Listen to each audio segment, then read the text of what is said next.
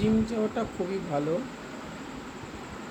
শরীরের স্ট্রেংথ বাড়ে, পারফর্ম বাড়ে, কোলেস্ট্রল কমে, অনেক উপকারিতা আছে। কিন্তু জিমে গিয়ে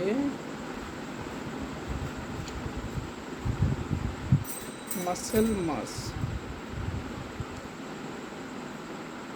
বাড়ানোর জন্য যে প্রোডাক্ট হুই প্রোটিন বলে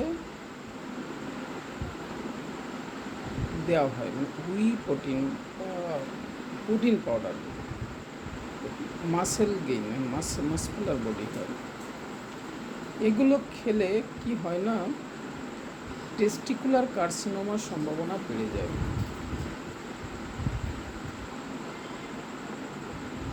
টেস্টিস, স্ক্রোটামের মধ্যে টেস্টিস থাকে, সেই টেস্টিসের ক্যান্সারের সম্ভাবনা বেশি বেড়ে যায়।